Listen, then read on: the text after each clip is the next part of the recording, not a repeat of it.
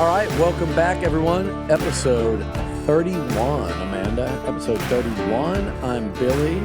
And I'm Amanda. And what do we like to do every week? We move some goalposts. Well, we at least try to see if any have been moved. And I feel like a lot of goalposts get moved in the off season, and we're just a couple weeks into the off season, and yapping season is in full force. We're just trying to keep up. Because yeah, we're in an interesting place because there's a lot of like hope and optimism for both teams. So it's just going to be like each side try to step over each other throughout the offseason, who can get the most optimistic, and then who knows, when things happen to kind of drag down that enthusiasm. So hopefully we can both avoid those for the most part, the Aggies and Longhorns. But I guess let's just dive right into it because we've hit a good little stride, I feel like, on the show. So let's get it going after we talk about our good friends at La Casa. And yes, of course, when we end the show today, I do have. You're not doing it before the show? That's the whole point. Zane, can you go in my car and get a bottle of La Casa and then something you didn't for me? even bring it in for something for me to do a shot out of, please. Thank you. A vessel of sorts. It's in there somewhere. There's like a box. Okay, there you go, Amanda. Congratulations. So we will start the show. My La Casa nicely presented on my bar cart. Got restocked this weekend. There you go. See, that's what happens when I come to Dallas. People get rewarded. I'm like Dallas Santa. Yeah. All right. So I'm trying to remember, what was this bet? Was this the bet I lost for the? It had to be, because you don't bet. We'll talk about this later, but you don't like to bet your Longhorns, so I guess it was from the Pick'em contest. I was like, is this from the game in November? Yeah, it's from the Pick'em. I'll bet on things like that. Like, I mean, we're things doing that you have control over. Yeah, we're doing a Pick'em as it is. Might as well. It's like fantasy football punishment. You choose to play, you choose to sign up for the punishment. My fantasy football season was very questionable this year, but I did end up in, I think, third to last place and not last place. So we had a little bit of a rebound there at the end of the season, which was nice. I try to do fantasy football. I get so busy with work on Sundays for TexAgs. It's about all I can do to do like prize picks and just to watch some NFL. So just one year I did that. It was just it's so fun, and you're so into it, and it's just such a distraction. So I've only there were too many once. weeks where I just completely forgot to set my roster because I had so much going on in the fall this year. If you work in sports, you probably shouldn't plan a trip to Europe in the middle of September. But in my defense, I did plan that trip prior to us starting this podcast, prior to starting it on Texas football. So yeah, but we didn't even miss a week. So I'll give you credit. And look, who knows what that did for our pick'em, because I think you won like 7. We had like 3 ties. It was like 7-4 to 1. So 2 of those wins of mine came I was while you were drunk in France. Yeah. Yeah. I think I did that pick'em. We had come back from we had gone up to Ez, which, if you know anything about South France, Ez is this tiny little colonial village up on like a massive hill, and drink a lot of wine in Ez. And then I think I hiked it was like at least a mile vertical down, which was like 2 months after my knee surgery. So not my best decision, but the wine made it a little bit easier. So yeah, I was pretty happy during that podcast. You're so hard on those. You're so hard on those knees. I'm gonna do a little bit of not goalpost moving, but show moving. So as you're looking at your notes, I'm going to start with, we have a lot of like fun question and kind of Aggie Longhorn stuff to bounce off of each other this evening, or today. So let's start with this. I'm going to kind of reverse the order here, and I guess I was about to say maybe we should start with some of the stuff that's actively happening, and then go into the questions a little bit. Yeah. So let's just start off with basketball, because then the rest of the show is football. So. Not the best week for the Aggies, and we were wondering how this was going to go, because they were on the road at Bama, and then they were playing a Florida team that right now looks as good as anybody in the country. The hope was to get one of the two. The reality was if you got one of the three, counting the road trip at Georgia, you were probably still in a good position. They did go get Georgia, thank goodness, because the last two have been tough. They lost 100-97 in really an epic game Wednesday night at Alabama, which I think told us a lot about this team. And then Florida came in here with coming off of a bye, and they absolutely throttled the Aggies on Saturday night. Just total control. There was only 11 at half, but the Aggies started the game, Amanda, shooting 1 for 27. So it was almost miraculous that it was 11 at the half. But yeah, you can't do that and expect to win. Yeah, so I think Florida just looked like a national title contender again. Obviously, they won it last year. I think if you're the Aggies and Bucky McMillan, we had him on this morning, you got to just flush it because you've got a 3-game stretch here that really could help get you in. And it's Missouri at home, who, by the way, did beat Florida. It's Missouri at home who's fighting for the tournament. It's Vandy on the road, where OU just beat them, but Vandy's squarely in the NCAA field. And then you come back home against Ole Miss. None of those are gimmies. All of those are winnable. This is a really important 3-game stretch. Oh, you got it. You got it. You gonna do it? It's a really important 3-game stretch for the Aggies. So I think you have somebody else pour that for you so you can not wuss out on the amount. I'm just thankful that you're not pouring it. You can tell me what's a fair amount. Okay. This is what happens when you lose. It is a little wide cup. Yeah, it is. This is what happens when you lose a pick 'em. That's a lot. I feel like that's good. That's okay, good. God. Well, you can't be getting too drunk on a Monday. Well, this is all I'm going to do. So hopefully this shot doesn't get me drunk, because then we have a whole nother. It'll put you to sleep. La Casa tequila. At least I know it's going to taste good. And it's the Reposado, so it should. I think maybe for a sip. Reposado is my favorite for shots, I think. Sipping. I think it is too. So this is to a fall's worth of terrible picks, okay? I don't think it was terrible picks. I feel like we were just so tight.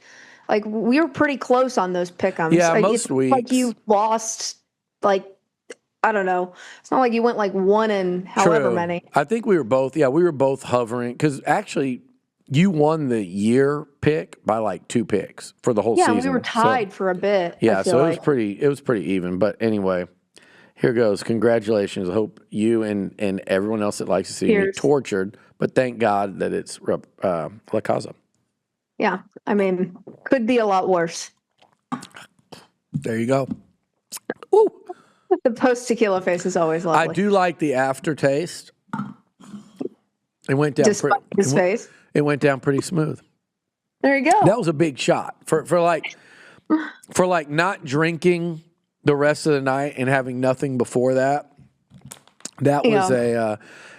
Tell me when I'm allowed to sip water to like wash. You can sip water. Okay. You can. I'm not going to say. I just wanted to honor the bet. I it. just wanted to fully honor the bet. All right. Can we continue? Yes, don't ever say that basketball. I don't pay my debts. Yeah. I mean, it's good for the sponsor. This is the maroon I will one. say a couple of the bottles you gave me had that sticker on it, which I proceeded to rip off. So what was the sticker? Look at the sticker.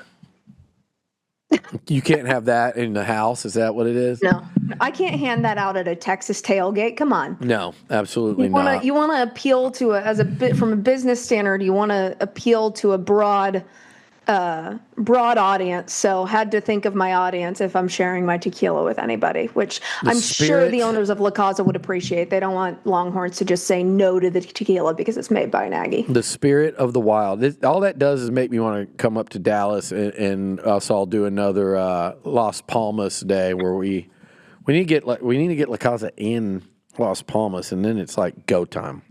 Yeah, that would be a big one. Well, so Aggie basketball, that's their week. And again, both the Aggies and Longhorns are trending towards the NCAA tournament, and Texas is still squarely in the mix because they're riding a nice run right now, boosted this weekend by a win over none other than Chris Beard and Ole Miss. Gotta say, that was probably the sweetest one. I think that even beating your rival, I feel like that was probably the circle on the schedule of just winning that game. I mean, Longhorn fans have their thoughts about Chris Beard. Most of them, I believe, are not positive. There are a few in there that think Texas should not have fired them. I'm not one of those. But just to have him back and beat him in our house, you got to do it. And I feel like that was I actually did watch that game, so that's one of those. For those that, yeah. Well, Chris Beard's a fascinating figure, like just how central he's been to like basketball in this state here lately. You know, took Texas Tech to the national title game. I was there. I was in Lubbock. You're in Lubbock for that? Tech won the semifinals. That must have been a blast, actually. Yeah, when they won the Final Four, one in the Final Four to go. I mean, it was not. We did not go out. That was scary in Lubbock. Come on, like I was dating a guy that was at Texas Tech Law School, which is why I was there. Both of our cars have Longhorns on them, so we hid them because we're afraid. They set limes on fire. They were attacking. Like it was what? You know, lime scooters. Oh, limes. They were destroying lime scooters. They were setting stuff on fire. It was absolute chaos. We were actually at the law school prom when it happened, and they had it up on a big projector, and everybody's cheering, and we're just kind of standing there. Well, I'll say this. He was at Tech Law, but he was not cheering for Texas Tech in sports. We all hate our rivals. And we've talked about this before. Every once in a while, there's a player on one of your rivals' teams where you go, man, damn it, is this athlete actually going to make me like him or her? Is this? And then you begrudgingly go, I hate this. I hate their program or their school or they're our rival. I hate their colors, but man, that team is kind of fun to watch. Every once in a while, you'll get one of those. I'll be honest, that Tech basketball team was like that for me. I liked the way they played the grit and yeah, I did get to go and cover a few of those games because I was working in Amarillo at the time, and that's fun. I mean it was an amazing environment. I went when they played Texas. Pretty sure Texas was not very good that season, and the game went down to the wire. So it was a fun game to watch. Not the result I wanted, but the environment was incredible. So it was nice to be able to cover that season. But I mean, I'm glad they didn't win a national title because that would be absolutely miserable to hear about. They're tough enough to deal with. They're tough enough to deal with without one. But Beard, and then Texas goes and gets him and breaks Tech's absolute heart to go and get him. Which no one was surprised unless you're Texas Tech. Beard went to Texas, loved Texas. And I think just the saddest part of the whole situation is obvious. This was something he completely was under his control. He effed Texas it up. Was on the up and up, building the Moody Center, just like the basketball trajectory, the hype is there. And then it's just in an instant comes crumbling down. Yeah. And I mean, Texas Tech fans, they could clown him all they wanted, but they were probably like, just, whew, he wasn't with us when that happened because it probably would have happened either way. I'll be honest with you, A&M looked hard at him before he went to Texas when they were hiring Buzz Williams. Those were kind of the two people they looked the hardest at. And yeah, man, I'd be sitting here lying, and anybody that knows anything about basketball knew that the red flags were there, and that's a risk you take. Ole Miss was willing to take the risk, and I'm not judging because A&M was willing to take the risk this year, and they made a hard run at Chris Beard. And then I'm really excited. How would have you felt about that hire? I would have probably been okay with it prior to completely digging into the whole story of what actually happened, because I'll be honest with you, I have not and had not. So, you know, that's kind of where I am. I have sources in Lubbock from people who knew him then, and this was something that did not surprise a lot of people. And so personally, regardless of whether or not you think he should have gotten fired for that instance, hopefully he's learned from those mistakes. Yeah. For me, it just comes to a character standpoint. Kind of have the same opinion. I don't love Tom Herman from a character standpoint at this point either. Reason I didn't want Urban Meyer hired. And obviously sometimes you get coaches where you're kind of like, don't love that he did. Yeah, it's the same touchy. thing with Schloss. I mean, I don't love that he screwed over A&M, but I mean, it's not quite the same as what Chris Beard did. No. And look, like, here's my thing too. It's like, you can handle things poorly in sports as a coach. You can, and an athlete, you can handle, with them moving around so much. You can handle things poorly. You can, and I think you can even, I can forgive anyone, not just sports or otherwise, if they have self-destructive tendencies. I have some very good friends in life that. I mean, look at Sark. He had an alcohol problem and completely rebuilt his life, and look where he is now. So I think there's a certain level of forgiveness for some actions, but others are hard for me. And even if they didn't, I know coaches in all sports, not just, not necessarily for me, but anywhere, that they do enjoy some of this, or they do, I mean, enjoying some of that doesn't mean you're an alcoholic. But I'm saying also that have been extreme. And it's like, hey, if you're hurting yourself in some way, I think I've always been a person that's very empathetic to that, and I think everyone should be. And it's like, hey, I want to see you get help and fix it and thrive. Where I draw the line is when it's someone that's when your behavior or activities are hurting others. Yeah. And so that's where, like, a lot of people can be. So one of the questions was asking about, and we're not going to read that one from Texas. I was asking about, like, both of our a former coach here and a current coach there, and like, why is it not apples to apples? My answer is, any type of criticism about something that someone's going through, to me, is, in my mind, it's like, it's not off limits because nothing is, but it should be.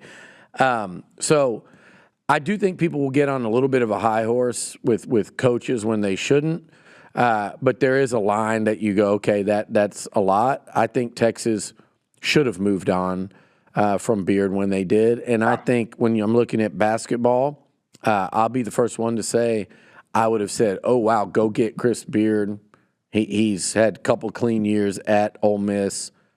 He's obviously still at the top of the game. I'll go visit how I feel about it later. I personally am really glad the way it worked out, because Bucky McMillan is like none of the above. I think he's a perfect representative. You know what the narrative would have been? I think. I think if you think a little bit longer on that, the narrative from the outside, the burnt orange, it wouldn't have been one that would have been nice. Let's just put it that way, very simply. Let me say this in a way that you're. It would have been just multiplied Schloss by about 500, but add in a domestic violence charge. Let me say this in a way that you're not going to call me out for being too hypocritical, because I don't care about the burnt orange narrative to it. Oh, you don't? Let's go look through your Twitter replies and see how much it seems like you don't care. Exactly. I literally screenshot your tweets and say, why are you engaging with We'll talk about that later. I can pinpoint the Longhorn trolls as well that I won't even interact with, yet you're in there going back and forth with them. I get it. I'm saying it doesn't affect my day to day, but I do engage, and it does distract me. Is that a fair way to say it? The mute button is very beneficial. Yes. All right. So basketball, another big week, I think, for both these teams, and they've got to keep on their winning ways. I think Texas has a lower, because of who they played in non-conference and some of their bigger wins, they've got a lower threshold, I think, in terms of they've got some big wins under their belt currently, and I mean just the consistency is what's kind of at a loss. I think their conference target is probably 8-9 wins, and A&M's conference target is probably 10-11. So they're kind of like, A&M just needs to win maybe a game or two more than Texas in league play to get in. So I think ultimately Sean Miller and Bucky McMillan are both going to take teams to the tournament in the first year. And I'll be honest with you, I'm not sure either fan base really expected that. I know A&M didn't with one returning player, and I follow like a lot of people with Texas, and early in the season, at least, y'all's fans thought it was kind of a lost cause. But I think they're both going to end up kind of forcing their way into this thing, which will be awesome. Yeah, that'll be. And we got one more game here, by the way. Aggies and Longhorns will play here in later this month. Yep. All right, let's move on to. We were talking the Super Bowl last night. I didn't realize there were 3 Longhorns that won the Super Bowl. I didn't know Quandre Diggs was still there, but man, did two of them had a pretty significant impact. Except Michael Dixon, your boy. Saved my college experience. I know you've mentioned him a lot. So for a happy punter. for him. I mean, Michael Dixon is the reason Texas didn't lose more than 5 games. I believe it was my senior year. So happy, more than happy for him. He deserves it. And man, the fact that like one of his punts was probably the highlight of the first half was a little telling. That was a punter's dream of a first half, and that's about it. But Seahawks looked really damn good. I thought it was one of the better defenses in a long time. Like, take out the Belichick Patriots, and I think you go back to some of that, like those great Ravens defenses back in the day with Ray Lewis and Ed Reed. I mean, that was a sensational defense, and right in the middle of it was Byron Murphy from DeSoto, Texas. Amanda, you want to talk about one that got away for A&M because they were up there and they were getting Shamar Turner, who was a borderline 5-star, who second-round pick, rookie this year with the Bears. He had a really good A&M career.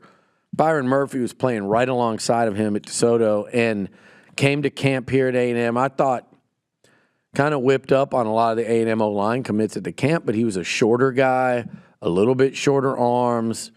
But, damn, he was a dog from day one. And I think Longhorn fans correct me, I think Texas flipped him late from Baylor, or they beat him out with Baylor and Missouri. It wasn't it wasn't a hard recruitment like we see our teams often have to fight. But damn, what a score. Not just now, but he was a great player at Texas as well. Yeah, for sure. He's a Pro Bowl guy. And speaking of Pro Bowls, so this week were the NFL awards, and I found it really interesting. I tweeted this right when it happened. Offensive Player of the Year, Jackson Smith and Jigba, Ohio State, by way of Rockwall. Defensive Player of the Year, Myles Garrett, Texas A&M, by way of Arlington Martin. League MVP, Matthew Stafford, Georgia, by way of Highland Park.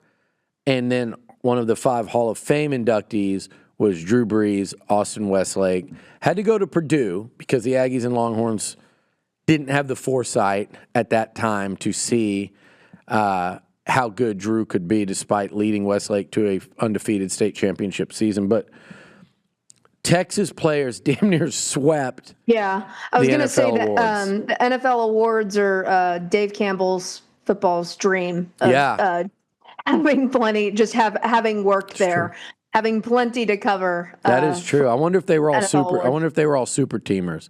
I know Miles and Stafford were. I wasn't there at the time of them, but I mean, I remember a lot of the super teamers that are currently playing at Texas and Texas A&M. Yeah. But yeah. So what was interesting to me about it was how do you feel, Amanda, about nowadays? It used to be, I've covered recruiting for so long, so have some of the people, namely Bobby and Jerry that you work with at On Texas. We all got, Bobby's the elder statesman, and Jerry and I are about the same vintage, but forever, right? And I remember, and Texas fans remember that are listening, of the days when the whole team were Texas kids, basically. Mm-hmm. Both Sark and Elko and Jimbo and Herman before them really have drifted away from that as they've joined the SEC. A&M started doing it, I think, a little earlier because this whole world opens up to you. And now with NIL, like, It used to be, hey, don't go to Oregon because mom and dad aren't going to be able to fly out there and see you play 7 times a year. Here's the price and here's how much it costs. And those days are over because you can just work that into an NIL deal. How do you feel about kind of a less percentage of Texans on the Longhorn and Aggie rosters these days?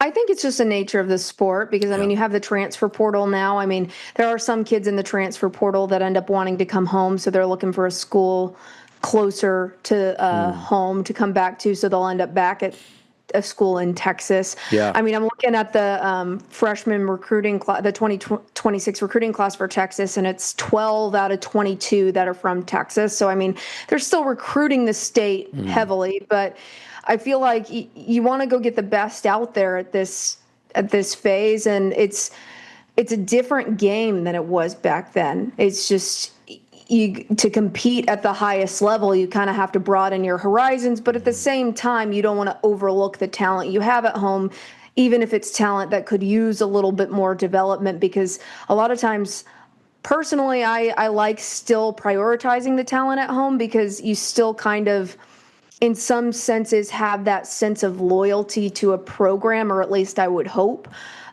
Growing up in Texas, loving a school all your life, going to that school. I mean, I would hope there's a little bit more sense of a loyalty there. You never know with the money involved these days, but I mean, I still think it should be prioritized, but you got to do what you got to do to win at the end of the day.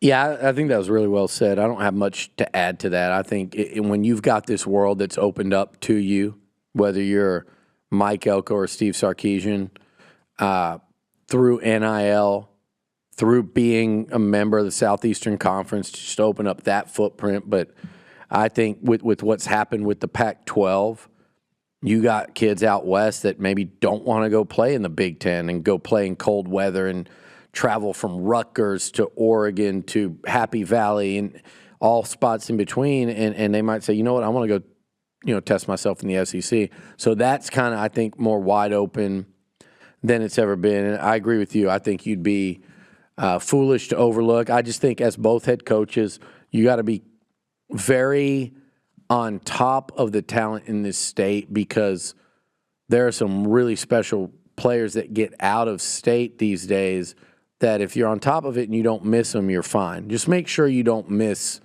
the ones that we're all sitting here wondering why the hell wasn't that kid in maroon and white or burnt orange. And so I think they do a good job of that right now.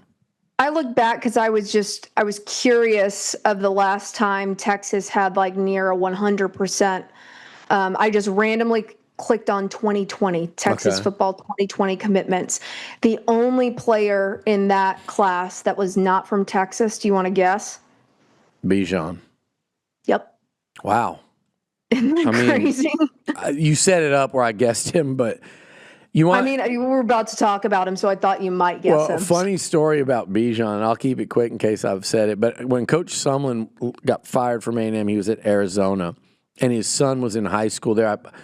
I want to say the high school is called like Sal Point, but it was like the top football high school in Tucson. And the running back there was a guy by the name of Bijan Robinson that played with Coach Sumlin's son. And Bijan was like always, I don't know, always, maybe I feel like always. You've told this story before. I've told it to you. I don't know if, but I don't yeah. know if we told it on here. Long story short, he was at his house all the time, and like he had no chance to get him. And I'm like in my head, like, Sumlin, can you just keep him at Arizona so he's not in burnt orange? Because he more than lived up. Like, and lo and behold. Like Myles Garrett. Both of those guys were those 5 stars that from like day one, you not only knew they were good, but you were like NFL Pro Bowl player right there from day one. Let's go right into that. So Myles Garrett was a defensive MVP. And we named all those other awards. Okay, who's the next Longhorn or Aggie to win one of those type awards, a major award, or just one of those type things? It's fairly easy, I think. I think it's pretty obvious. I think Bijan is your number one answer there. Yeah, and I don't think A&M has as obvious of one outside of a Myles Garrett repeat. Who's to say he won't win 3 in a row? He really seems to be in his prime right now. So that would be the first one. The second one, to me, I would say someone like Devon Achane, because like Bijan, they're both. It's crazy they were both here at the same time, A&M, College Station in Austin. But Achane, like Bijan, they are just absolutely deadly as runners or pass catchers. I mean, they are just. It's cool that they were here at the same time. They never played against each other because we weren't having the rivalry.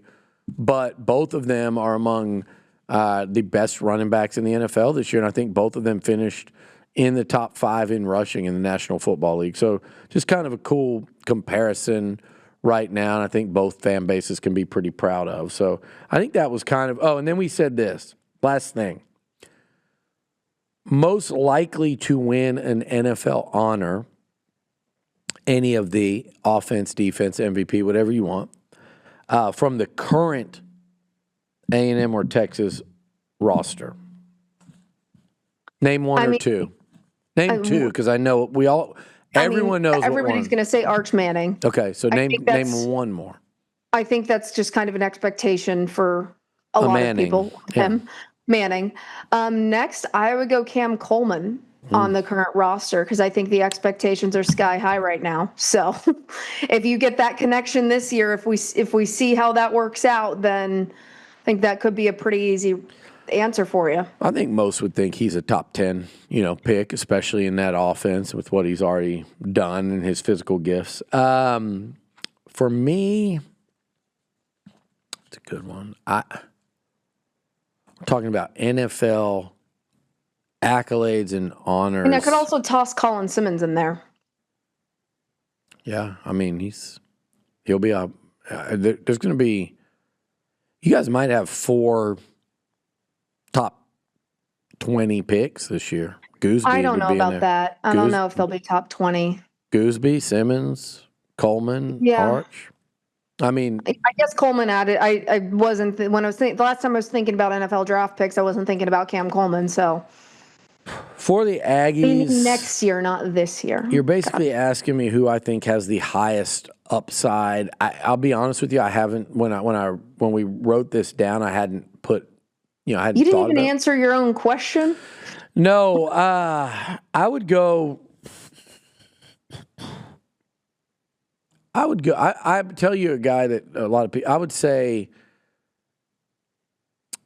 Zay Horton. I think if he can build on what he did at Alabama last year, he had a lot of touchdowns. He doesn't lack anything physically. I don't know what award, offensive player of the year for a receiver for him or Cam Coleman is really tough. But just to be a potential first round pick and like a Pro Bowl type of guy at the next level, I think he has that type of potential. Beyond that, I will actually go with. I'm going to go outside the box here and go with Jamarian Morrow, a young running back who I think has a potential to be special. He's a guy who played a little last year. He had a big game against Florida. He had a big game against LSU as a true freshman. I think he's got some real juice to him. Could be one of the breakout players for A&M this season. So I'll go there with that. And speaking of NFL draft, there's a chance, Amanda, that both A&M and Texas get 10-plus drafted this year. And I know the Horns have done that the last 2. I'm not thinking Texas gets 10 this year. I've seen it more in the range of 6 to 7. Okay. We'll see. I would love to be pleasantly surprised, but that's kind of what I'm leaning on right now is in the 6 to 7 range, because you have less of those elite players departing compared to last year. Last year was just an unbelievable year as far as exodus to the NFL, unfortunately, for Texas, but awesome to see. I mean, I've been through the numbers with you. I'm pretty sure of how many players Texas has had drafted the last 3 years. I think I showed this to you not as a slight to A&M, but as a slight to some Tech fan that was yapping online about prepping players for the NFL, which was something like Texas had 30 some in the last 3 years versus I think this came up a lot, 3. too, during the offseason when I was talking about Georgia and Ohio State losing. I was talking about Texas losing so much, and then you were talking about Georgia and Ohio State kind of did the same. It's kind of what you do if you're going to have staying power and longevity as a top 5 to 10 program, a title contender, right? Mm-hmm. So A&M though, and I think A&M has a better shot at 10. Well, and it kind of ties right in, right? Like, so yes, they will. I don't know if they'll get to 10. It might be 8 or 9. It might be 11, but I think they'll have. You know what the most they've had in a season is? I'm going to guess here. I think I know the answer. You tell me if I'm wrong. I want to say 7. Are you looking it up? Yeah, I'll look it up for you. Usually you have the answer. I thought this was one of your. That was a genuine question. I think it's around 7. Seeing if you can beat a record this year. Well, and here's the thing, and Coach Sumlin used to always tell me that too. Like, it's not.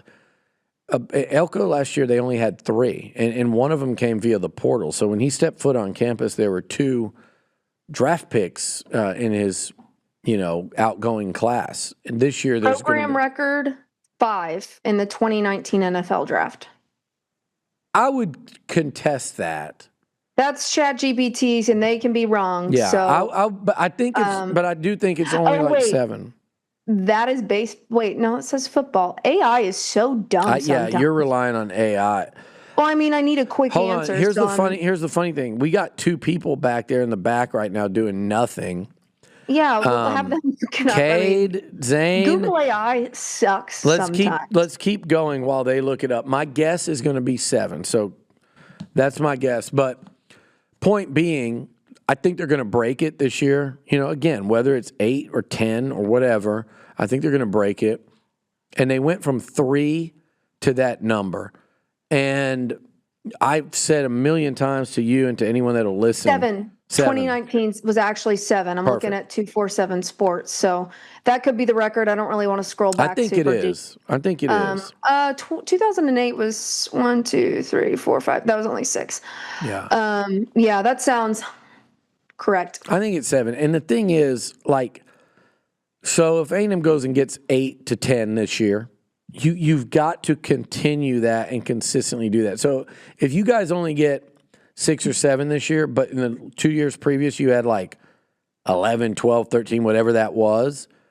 It was 11 and then 12. The question is, do we both sit here a year from now and say that the Aggies and Longhorns did it again? And that's going to be the big question, because I think we've learned, to win in this league, you better have real star power touching the football and getting to the quarterback. And the second part of that is you better be approaching double-digit draft picks, like guys that are one step from the NFL, right around double digits, or it's just, frankly, it's not enough. So how do you feel about Texas sustaining that next season?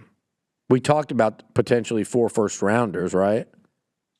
Yeah, I mean, I think Texas will have less. It's pretty clear Texas will have less turnover this year. You can just look at the projected depth chart. They're not. The offensive line is the biggest thing that you look at when it comes to returners. And then as far as players going to the draft, I think you have to look as well as where are these players coming from. If you can get a more even split from offense to defense, it's going to take a little bit less of a hit. You're not losing an entire position group here or there. So I think Texas has that benefit this year, not losing quite as much from a singular position group.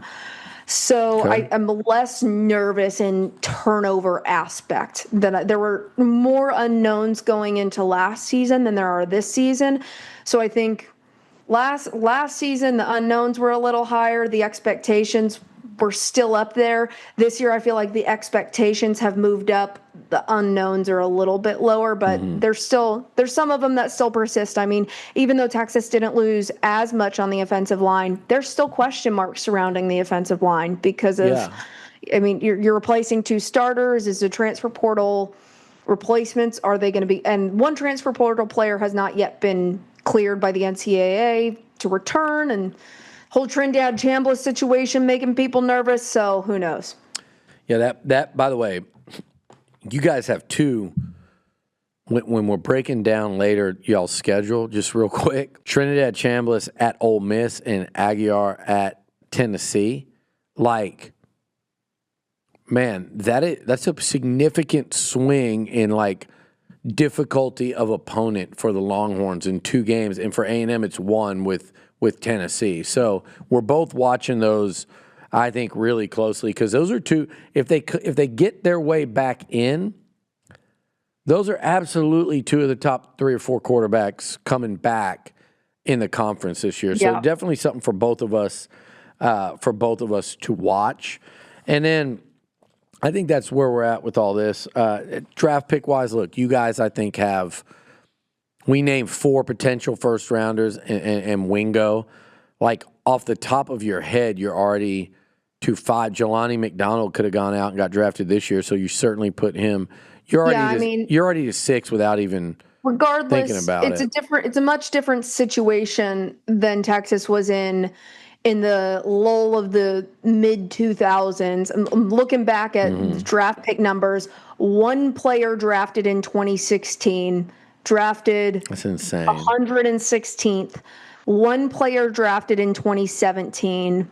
You got a few more in 2015. You had 7. 2018 you had, did I count that right? No, that was the round numbers. 2015 you have 5. 2018 you have 4, but still it's a much different situation than you were in a couple years ago. The years that Texas has PTSD from the more recent memory. Well, and that's it's why I'm excited. You know, the Aggies went on this streak of like 7 years in a row with a first round draft pick. Then they went on a decent little drought with like 1 in between for a significant period of time. And they broke that last year with Shamar Stewart. And I've seen some draft projections that have them with 3 this year, and Howell, Concepcion, and even a few people are including Besantes. If they get 2, I'll be thrilled. If they can go back-to-back years with a first-round draft pick, I'd be excited about. For Aggie fans listening, it's like, look, here's the deal. Mike Elko and his staff, whether A&M keeps that draft number up next year, is going to depend a whole hell of a lot on how they did in terms of portal evaluation this year. So I can tell you this, early on they're feeling really good about it. We'll talk about that a lot more on TexAgs Radio, but they feel really good that they added veteran, next step NFL type guys in the portal. TBD, just like everyone else. So that one, not as much certainty, let's say. Texas has had a number 1 pick the last 3 years, so we'll be looking to continue that. They had 3 last year and 2 in 2024, and then Bijan in 2023. So we'll have to see if they can continue that. Who is that projected this year? Is Ant Hill the best bet, or is Manny Muhammad getting any of that mention? Ant Hill's probably the best bet. Yeah, I would say first, Anthony Hill has second. the best bet, and then probably Manny. Manny was just injured for a bit, so that could have set him back slightly, but I think Ant Hill has your best bet. Ant Hill will be the guy, yeah. So, all right, well, let's do this. We're going to do questions. We have fun with these. Let's start with we got a lot. I don't know if we can get to all of these. No, we're going to, when we do the Twitter and TexAgs ones, we're going to rip through them. And we got to keep some of these quick. Let's do this. So let's preface with, we have to introduce this segment. We're not just going to run into these questions. So this first one, it's kind of going to be all over the place. Some of these I think we're both going to answer, but the segment is called Ask the Enemy. So we can have people ask in the comments of the podcast when this airs as well on YouTube. So put in your question if you want to ask something. And we'll engage. We want to try to keep it to Texas fans. Ask your question to Billy. Aggies, ask your question to me, and we'll answer the opposing questions. If you really have a burning one you want us to both answer, feel free to toss it in there, and we'll try to get to that one too. But you can also, we'll post weekly a post on Twitter prompting these questions. You can, if you want to DM it privately, feel free to shoot a DM, or you can just leave it in the comments, and we'll pick a few and answer them on the show. We got a lot this week. And I mean, we're entering the off season, so why not finally answer some questions? We could have done this during season, but I think our shows were pretty heavy as it was during season. So and I feel like we've gotten a request a few times to do some question answering. So now's the time to ask the enemy. And for those that were wondering, like we were joking about this, we're like, we'll answer the serious football questions and we'll also have some fun with it. So feel free, whatever your personality is or whatever you need to know. If you want to ask a question about Nacho, I'd be happy to answer. I love talking about my cats. There you go. Really. All right, and we can ask any questions. Griffin, Nacho, Luna, the lost. Yeah, just keep them normal. Atwell. Don't be weird. And by the way, if you are, we're not going to read them anyway, so you're just going to be wasting your time. You're just talking to a brick wall if you waste your energy on that. All right, so well, let's start with them. Do you want to start us off? And we both kind of looking at the same thing here. I did we got one from our friend Fran on Twitter. I like this one a lot. If your team won the Natty, which member of the team would you be sad is no longer on the roster? And I think I can answer this, Michael Taff, easily. Okay. Are you going just off last year's team, like if they won it this year? It can be anyone. Okay. I mean, Michael Taff or Sam Ellinger, honestly, as well. Okay, I'm going to go with, if it's last year's team, I'm going to go Casey Concepcion just because I thought he meant so much to their playoff run this year. And I hate that he got banged up early in that Miami game because I don't think he was at his best, even though he continued to kind of make plays to try to bring him back in it.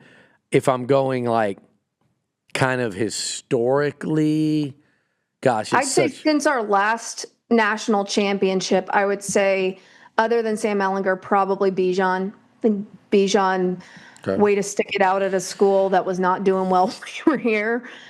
That's what we're doing since our last national championship? I was just saying since Texas has a close range to pick from.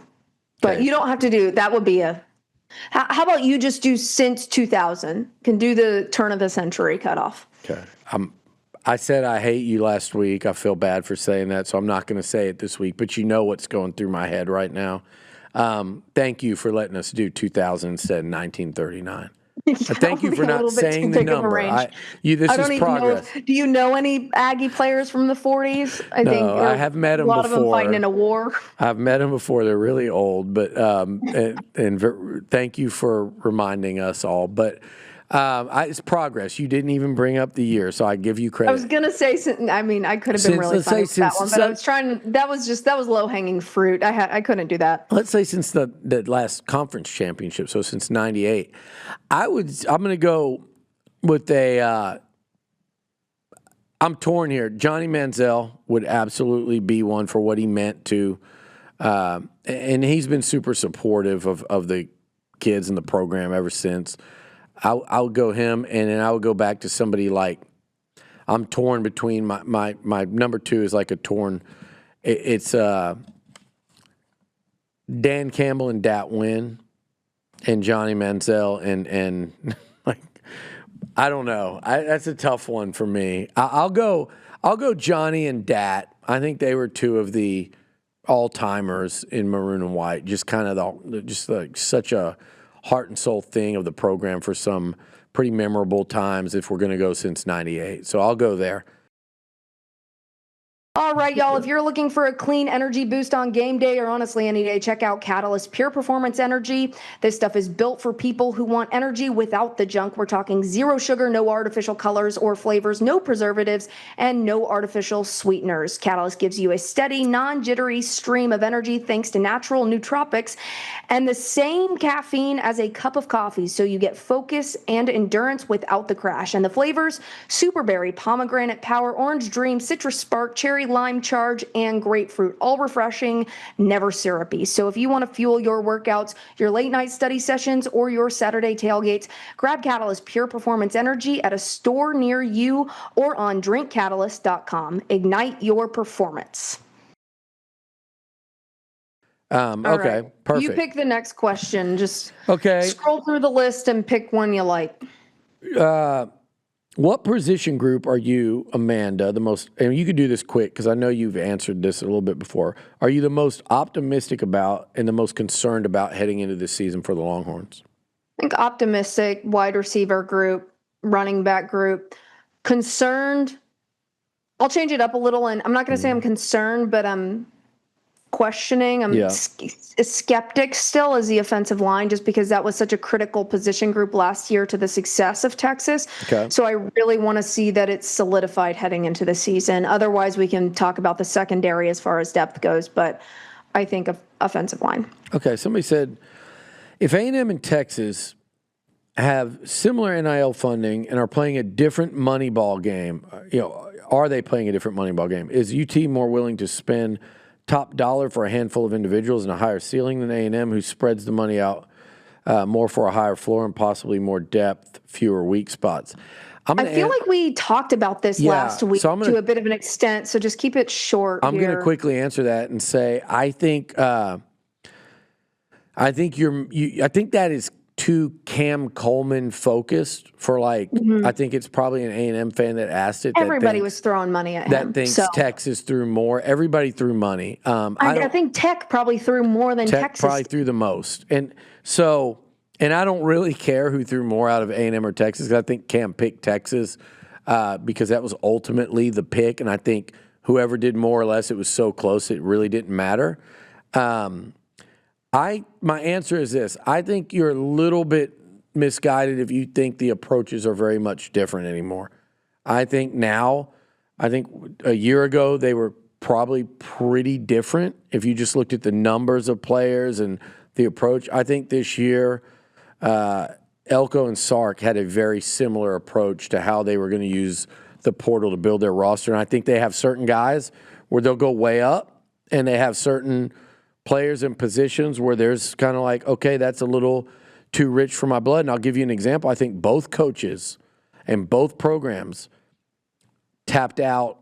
A&M, I think, tapped out a little earlier, and then Texas tapped out too on the Jordan Seaton sweepstakes. And I think, hold me to this, I think LSU way overpaid for that one. I mean, based I think on Texas a lot that I've heard from Colorado.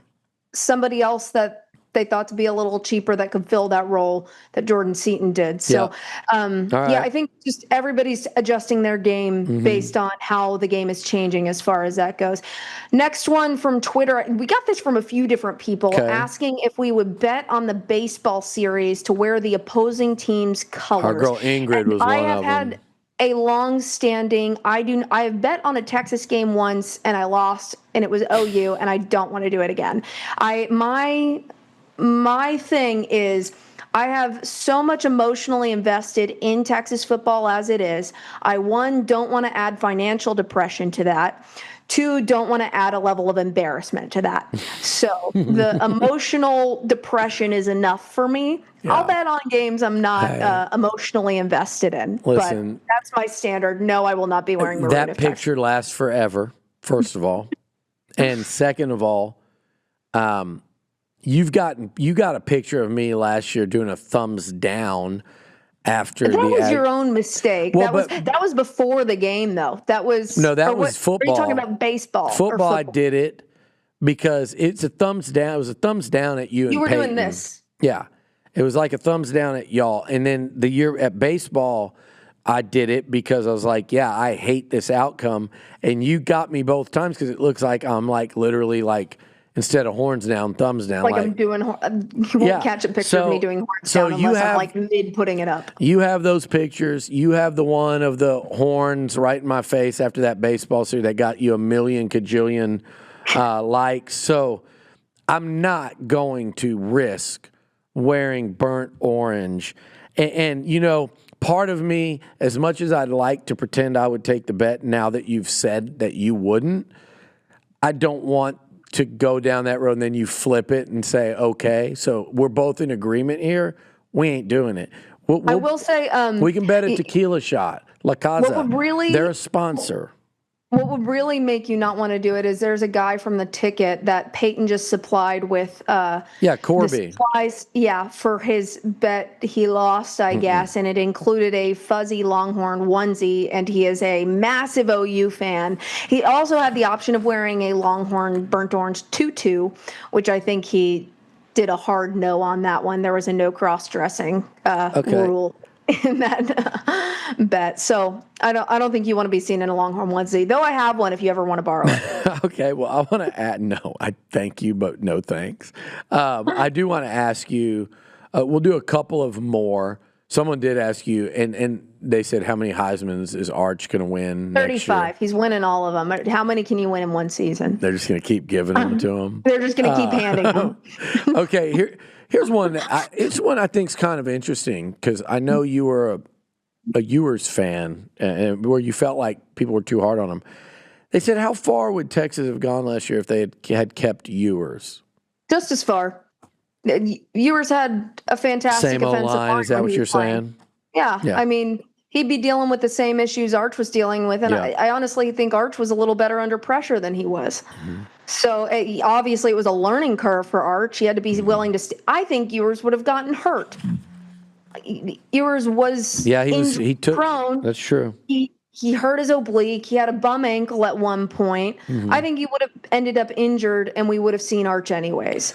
So, because if you're still looking back on last season and think the entire season and every single pitfall of the season was because of Arch Manning, I'm sorry, you don't know much about football, period, point blank. And I mean, I don't watch other teams' games as closely as I watch Texas, so I understand if you just look back and see the highlights or see the statistics and think one thing. But if you really watch the game, you'd see the same thing. You'd see what Arch was dealing with. There were a couple games where he played very poorly. Kentucky, UTEP still won that game, thank God. Couple other halves. Ohio State, he did not play well. Yeah, no, I think that's a great answer, and I agree completely with that. I just think, I don't think Quinn would have made it through. I think it would just ended up he would have been injured because he was getting injured behind a great offensive line last year. Here's something I want us to maybe do a topic of next week and not answer this week, so I'll save this, but I'll read it. What position groups is A&M projecting better at than Texas, and vice versa? So for you that asked that, great question. That's such a good question. We can make a whole topic of it next week, and Amanda and I can do a little digging into that before we come on the show. So I love that one, but here's a shorter one to answer, but kind of similar, and I like this one too. We're talking about, I flipped the page here. For both of you, who are the top 3 players on each team you'd steal that would make your team better right now? I got to explore y'all's roster real quick for that one. Okay, so think of your think of your positions of weakness and think of returning start. For me, I'll start answering that. I think one of them is very, very easy for me, and it's Colin Simmons. You know, A&M lost the guy that Simmons passed in the bowl game for the SEC sack championship last year in Cassius Howell. It's a big question mark on who and how they're going to replicate that. And I think Marco Jones is a real hope for A&M, but Colin Simmons is a proven commodity. He'll be likely a first-team, preseason All-American, certainly first-team All-SEC. So I'll go Simmons. When you lose 4 offensive line starters, and there's a projected potential first-rounder there. Gooseby? Yep, I would go Gooseby. I think to have an anchor at tackle, A&M's going with either portal additions or a third-year guy in Robert Borden. Those guys are probably going to man the 2 tackle spot. So I'd go an surefire first-team All-SEC pick in Gooseby. And then third one's more interesting because, the initial thought is to say Cam Coleman, but the initial thought would be to say somebody like Cam Coleman, but I like what A&M has at receiver. Now, if you merge the whole 2 teams, I think Coleman, he might rank up there above Horton and Craver, but they're all pretty bunched up. I think they could all 3 be first-team all-conference. So I'm actually going to go with I just love Ty Anthony Smith at linebacker and what I think he's going to be this year, running around, making plays. He's a pretty gifted athlete there at the position. I think, man, if they had him and like Damian Sanford running around there, that could be a pretty nasty athletic duo. So I'll go with those three. Yeah, I was trying to think of who you would say for us, but I think those are good options. What are you thinking on the Texas side? I'm looking at the roster right now. I'm thinking a lot of these names, they stand out to me, not because of when we played you guys, but also they were some of the names that I loved when I worked at Dave Campbell's Texas Football. One of those, Terry Bussey. Yeah.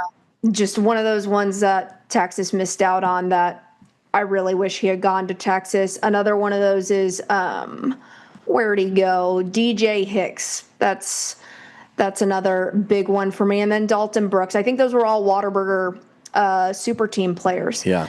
So, and then Dalton Brooks especially, the secondary is one area where I think Texas is lacking a little depth. There's talent there, but there's not as much depth as you will want. Mm-hmm. So filling out that position. It's interesting you say Brooks and Hicks, because I had a scout tell me the other day he thinks Hicks is a top 50 NFL draft pick.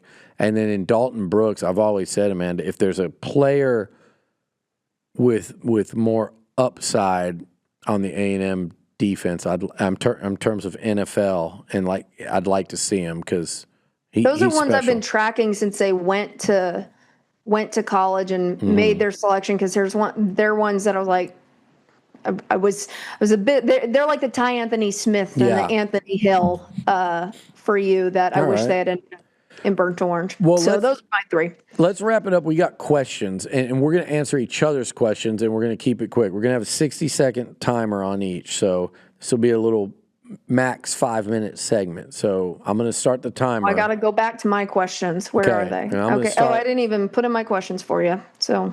Okay. Do you know them? All right. I got them. I got them in my notes. Oh, that's even better, because I haven't seen them. So that's more of like I get to answer them without researching. Okay. Do you want me to start? Do you want me to do a timer, or are you doing a timer? I got it right here. So I'm going to ask you each one. Okay. Okay. Ready? Am I crazy for calling the Ohio State game the defining game of Arch's?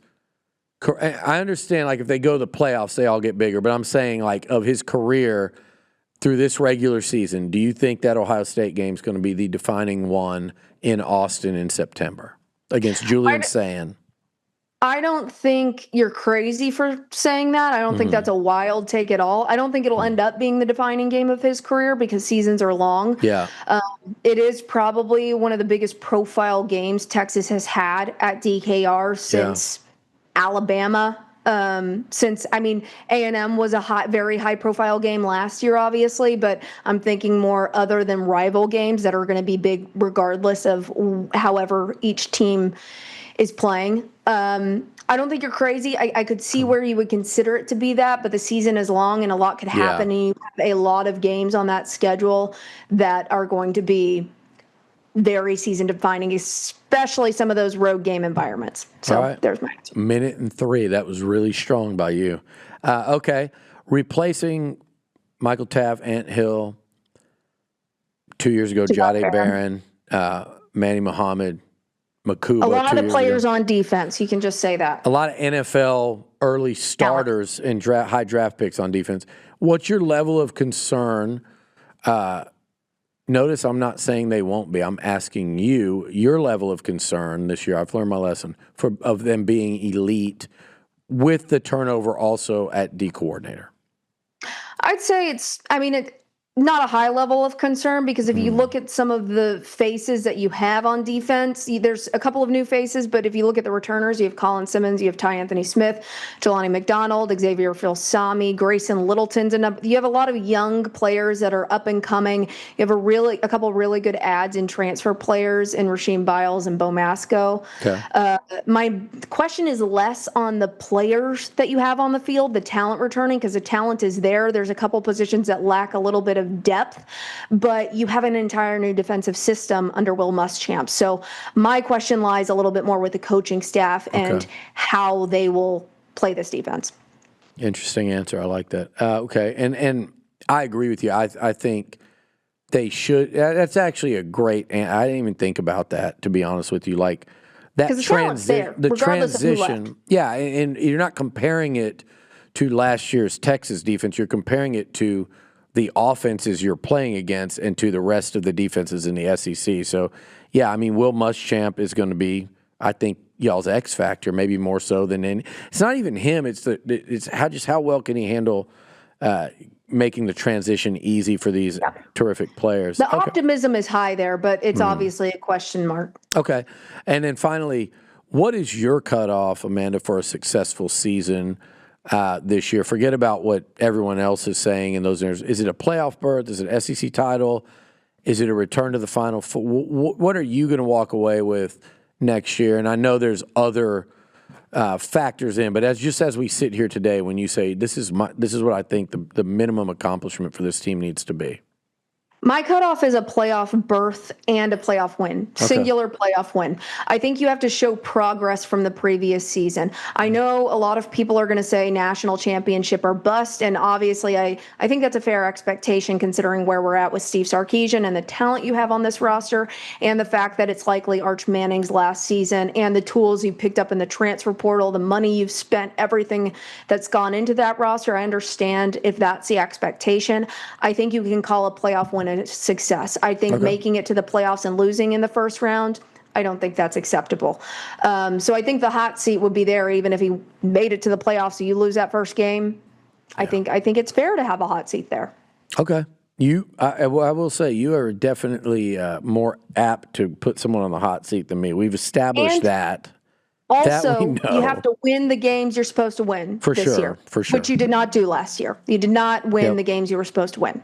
Yep, there you go. And A&M did, and had they not, they wouldn't have made the playoffs. We always talk about that South Carolina or Arkansas game. Lose one of those, and you're out. So it is a fine line. I mean, the same thing happened to Alabama in 2024. They're the nine-win season, didn't win, had one really bad loss on their schedule, didn't make the college football playoff. You have got to win those games you're supposed to win. Yeah. Texas did not do that with Florida. All right, and then what do you got for me? Start the timer when you. My question was just, it's interesting you brought up the running back room. The running back room was stagnant at times last year. No pickups in the portal. Freshmen, obviously, there's an unknown factor there. You're returning Ruben Owens. Next up, Jamarian Morrow. You said you have optimism there, but he won how many good games last season? Does this raise a red flag with you, especially with a rebuilt O-line?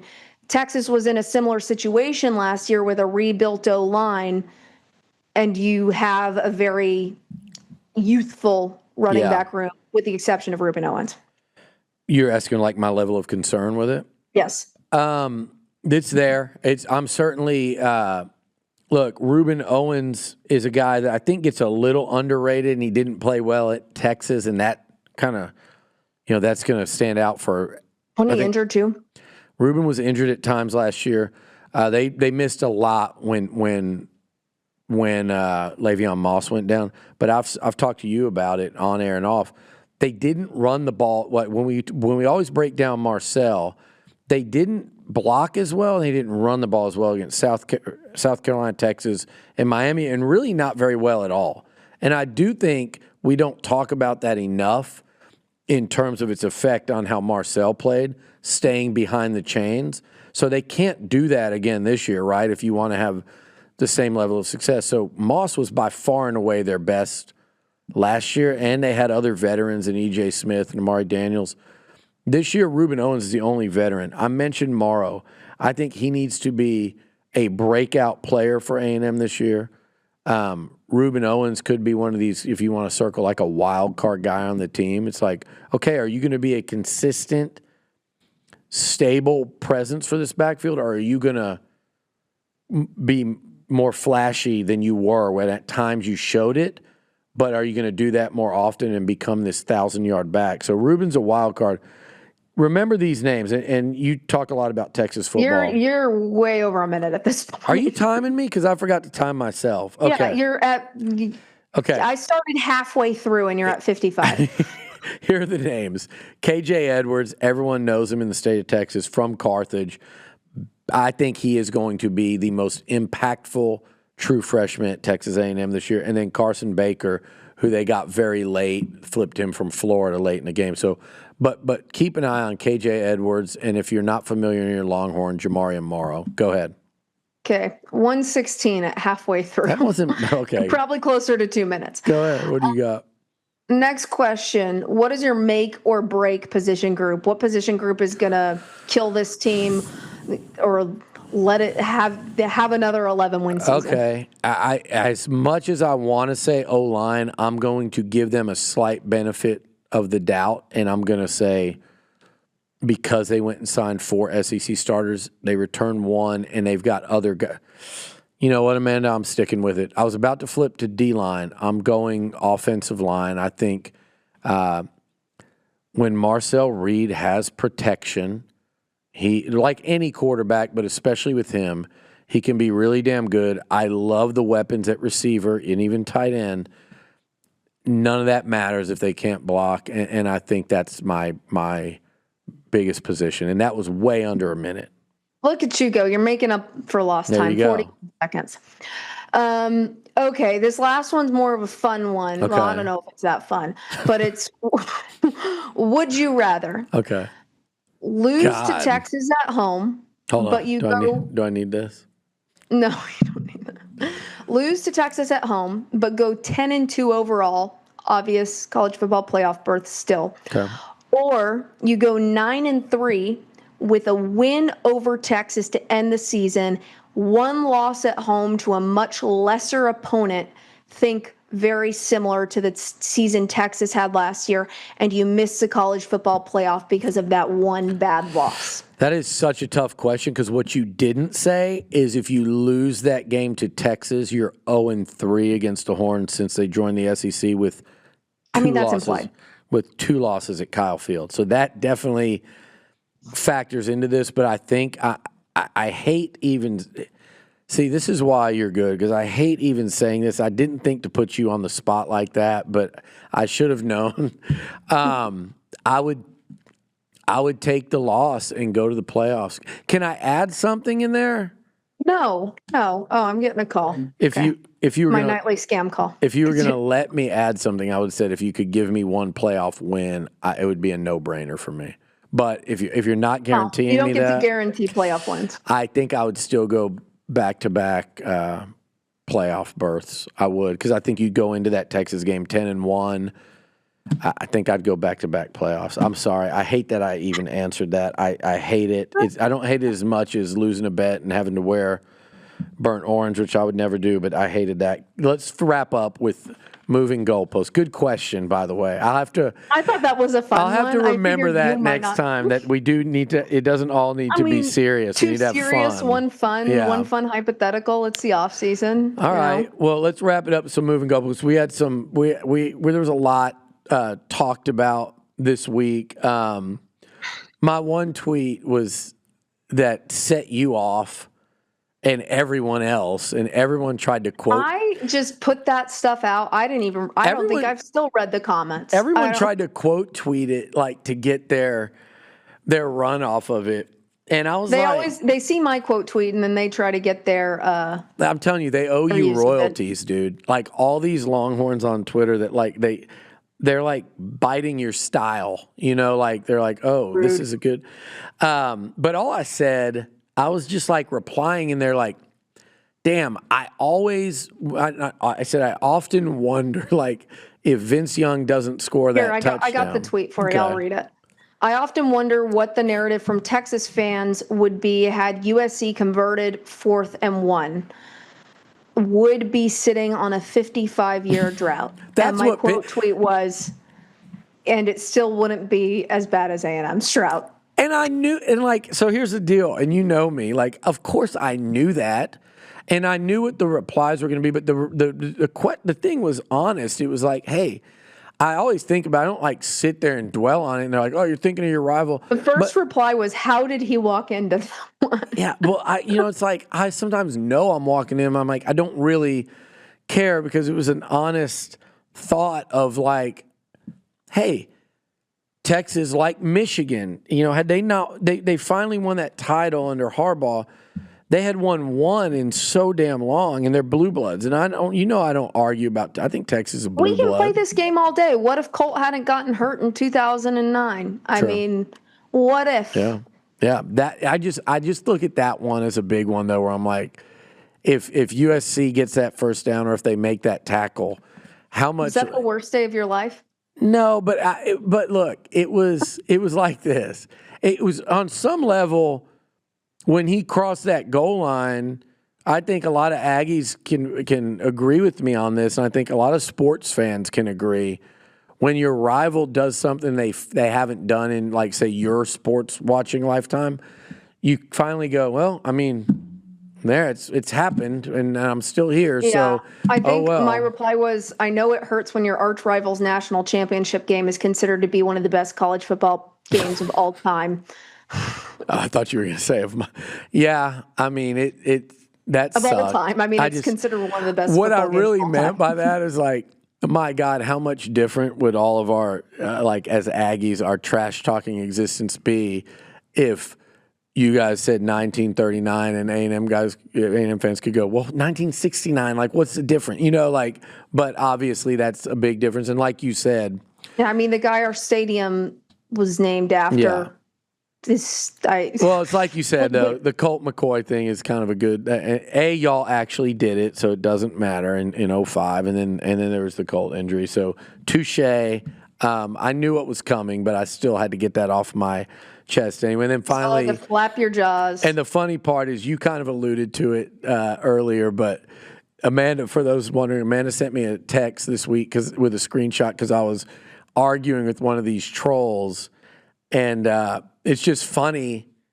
It's been funny the last few weeks, right? With these. There are certain Longhorns I won't even engage with. Same, because both ways. I mean, a lot of them that you're yapping with, I probably have blocked already because a lot of them aren't nice to me either because I'm not a sunshine pumper all the time. So do you think I push back too much against these it's not just Longhorns though. I think it doesn't matter if you say they're not getting to you. You are wasting mental space and time out of your day on these people. That is accurate. You're never gonna feel good after one of these conversations. What I'm trying to do is squash in the last few weeks like a growing narrative.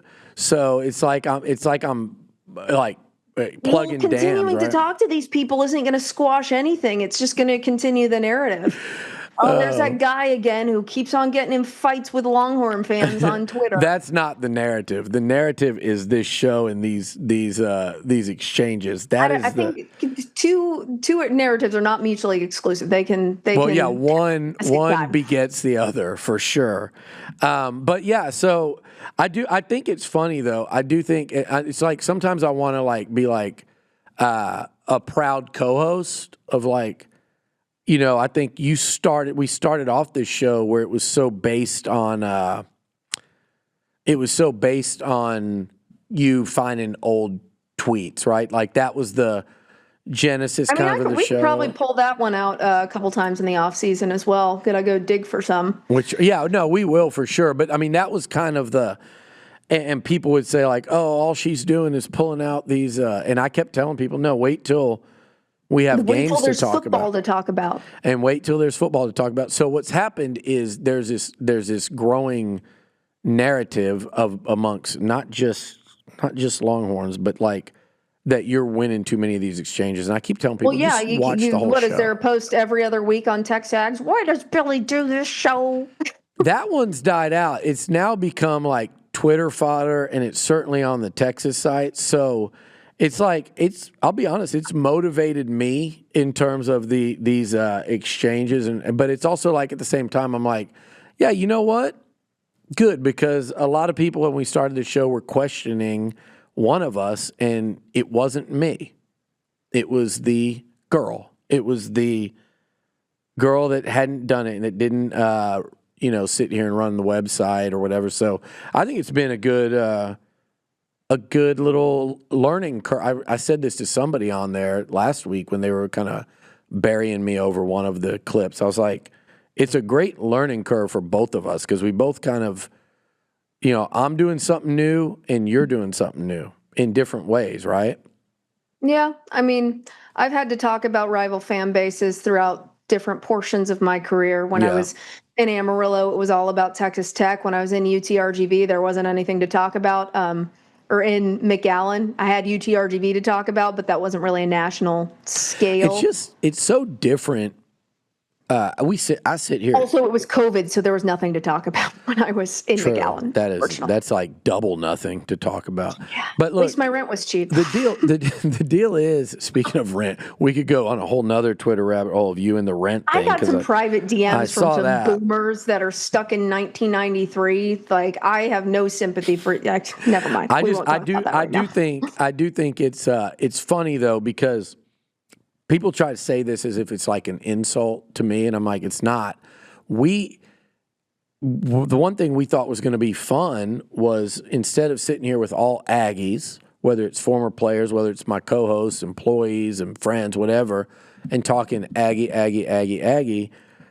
I was stepping into this different realm to It's like with debate. politics. You should surround yourself with some different opinions, so you're not stuck in an own echo chamber, so you can become a little bit more introspective, which I'm sure that won't sit well with a lot of people, but it makes you a more well-rounded person. So that's what we're doing as far as football goes. You sit in a room with the enemy. You haven't done this. You haven't done this either. Yeah, no, it was my idea. You haven't been like put on the spot in real time to debate. So, we're both kind of learn. I feel like it's gotten better and better. I feel like being a woman in sports, you're required to know your shit a little bit more than men. Sorry if you don't agree with me there, but a man goes on flapping his jaws about something that he doesn't really know about. Nobody's talking about, oh, he shouldn't be on TV because he's a man. You don't hear that. Well, I'll tell you this. You have to be a little bit more well versed and have your knowledge to be a woman. Otherwise, people are going to accuse you of not deserving the role simply because you are a woman. Well, I'll tell you this. I'm going to battle back against said woman, so we are not getting clips of me flapping my gums without knowing what I'm talking about. That's why we came prepared this week. And God knows if I do, you're going to... It's not even Twitter I worry about so much as that damn TikTok. That damn one with like... my TikTok's not even all about sports. I know. It's mostly about other random shit. But when you did the one where it's like 20-something thousand, like that was so much... That's so much more reach than the TikTok. I mean, Twitter. I'm like, whoa. Random stuff will pop off on TikTok. You know what? It's Women in Sports Week, so I will sign off if you want to use one. And then you did tease something that I thought was funny. Like, these people in your mentions better watch out. Yeah, I mean, I have a collection. I haven't gotten any mess. I guess the people on the Tex Ags board have behaved a little bit more recently. I think they've come to realize what we do. I haven't gotten, because I am not on the Texas Ags board. I do not have a membership. It's like reading your own hate mail, not something I'm going to do, but I do get it sent to me. So some of it that I have sent to me, it's honestly, it's just kind of funny. And so some of the funny ones I was going to clip up, and it's not just A&M fans. I have OU fans. I even have Longhorn fans that are rude to me. I got a whole bunch of things that I can screenshot and put into a little TikTok happy being a woman in sports day. Well, and just I think we both keep getting better. I think the show keeps getting better. This was a fun one. Off season is not easy. I think we're off to a good start because, damn, there's a lot to talk about, and I think there's going to be more and more. And we only got about another month or so before we start spring ball, so let's go. It's Texas actually having a spring game this year. No fan day. It's fan day and spring ball. So, by the way, we do need to get you in studio. So I know Grant and I talked about golf, but if also another thing is we do have the Aggies and Longhorns coming up. So we'll see if we can get you guys to Bluebell Park for one of those 3 games with Schlossnagel's return to College Station. And I might have to do that. You know what? And you've got since it's Women in Sports Week, I'll give you my blessing on a TikTok. And I think we know. I mean, you won't be included in it. So what do you? Well, that one, I'm saying that one. I'm talking about. You do have a clip of us that I think is probably a fire poll, which is Yeah, I got a few. the one that did the best on Twitter, though, is definitely the damn running back one. Your little Jaden Baugh ambush. Is Jaden Baugh? Do you consider him an elite running back? Only one of us was born before the year 1990, so let's watch it with that voice. Goodbye. We'll talk next week. Oh, and happy early birthday to Billy. Oh, thank you. All right, that's part. Yeah, because actually, we need to decide, do I want to do that show on my birthday or the day after? So we'll talk about that. But thank you, Amanda. And I'm Billy. I'm Amanda. And we are Moving Goalposts.